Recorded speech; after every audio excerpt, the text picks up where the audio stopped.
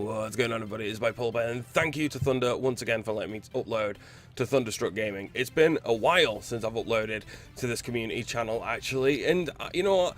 Thunder's done me a real solid on this one, because I always say that I want to make YouTube videos, but I sure as heck don't want to be a YouTuber.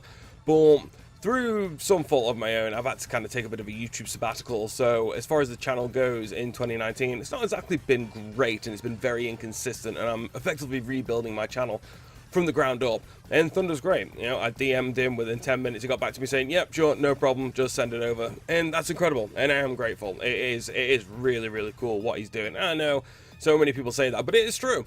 You know, very few other people would take the time out of their lives to do stuff like this, and he's a busy man as well, so I do massively appreciate it. Now, Call of Duty Infinite Warfare in 2019. Right, so apparently I hate myself enough to play this game. I am married, I have 2 children, and I work 50 hours a week. You're probably thinking, well, what has that got to do with anything? The point is, I can only game and make videos once everyone in my house is asleep. And what did I decide to do with that time?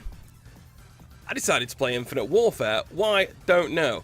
But this game's terrible. It's awful. I know. Infinite Warfare's so bad, it makes puppy dogs go blind. I know. Who'd have thought? And I thought, you know what? I've downloaded it. I'm going to play it in my infinite wisdom. I'm going to give this game a go. And first game, loaded in. Took a bit of a while to load in. I had a memory issue, and it was kept cutting out and all the rest of it. Absolute nightmare to get a game to begin with. And I managed to delete the DLC, and we got all that sorted, thinking this is definitely not going to be worth the aggro. And then, literally first game in, I spawn in, I got my NV4 Honeybee thinking, right, here we go. The second I walked out of that spawn, somebody came running along the wall, double jumped me, all these multiple colours. Honestly, he looked like Mr. Potato Head in drag. Shotgun me square in the teeth. I was like, ah, great. Fantastic way to start playing Infinite Warfare again, isn't it? And then I realised in that game there was about 10 kills left. Other team were dropping orbital strikes on his head. You know what it's like when you join a game late. It's like, no, I'm getting out of there. At that point, I was willing to just say, you know what, I've had enough of this. Put that to one side. I can't do this anymore. But I've downloaded it now, and I've put the effort in. You know, let's have 1 or 2 more. And I started this session quite late at night. We're talking about 11 PM-ish, something around that time. I had one game. I had another, and then next thing I know, the sun's starting to peek through my curtains, and I'm thinking, oh, work is gonna suck tomorrow. So, Infinite Warfare in 2019, I'll tell you what, it's not bad.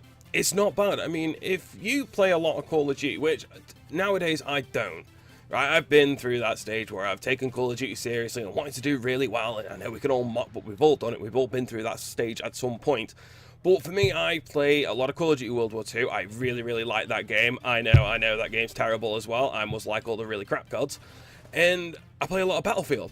So for me to come back and to play a game where you're bouncing off the walls and, you know, doing double jumps and, you know, let's face it, you look like a Christmas tree. It's good fun. It's good fun. But that's if you take this game for what it is. For me, if this game didn't have Call of Duty smashed across the box and it was just a futuristic sci-fi shooter, I think people would have far less distaste for this game from what they currently have. Now, if you don't like this game, that's fine. You know, it's a very niche game. I'm not saying, oh yeah, it's great, it's amazing, go definitely buy it. Yeah, nothing like that at all, man. But for the few hours that I played this game, I thoroughly enjoyed it. It wasn't overly sweaty. It got a little bit, but every Call of Duty lobby's like that. So yeah, it got a little bit sweaty in places. The guns were varied. Some people were running around with shotguns, some people were running around ARs, LMGs, snipers, obviously, standard in Call of Duty.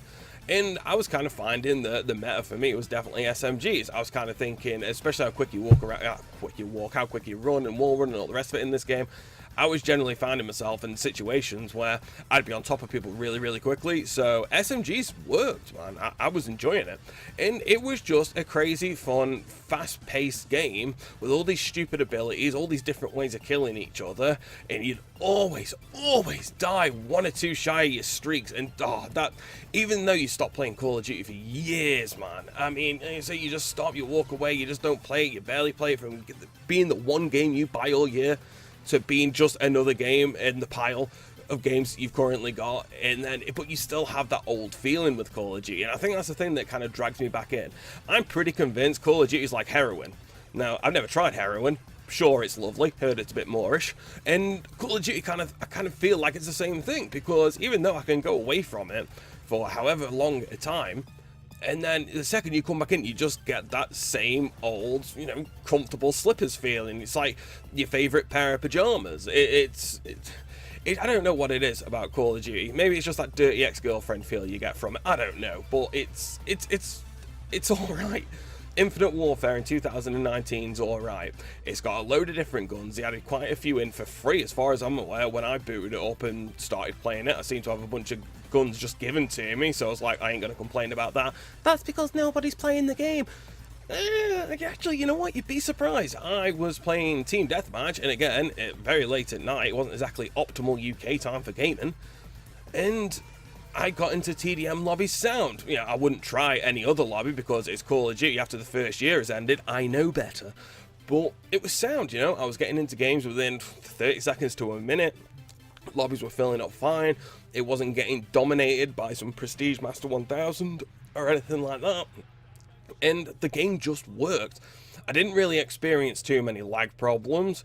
And all the issues that I had with the game within the first year just seemed to go away, and that was probably down to the fact that I just stopped caring. You know, as you get older, Call of Duty is, in the grand scheme of things, is Call of Duty important? No, of course it's not. It's another game. But when you were younger, and me especially, and this isn't slating anybody because I did this, you know, you would always be obsessed with how well you did in this game. I remember like Modern Warfare 3 and Black Ops 2, and you die one short of your Moab, and you would lose your collective mind. And you'd go insane, you'd be really annoyed. Oh, damn, quick scoper, and shotgunner. And so I feel it, man, and I think the problem is with Infinite Warfare, the fact that it's crazy, there's just far too many things that can kill you. But if you were tried this game, if you were to reinstall it and re-download it and give it a bash, you'd probably find that it's nowhere near as bad as you thought it was.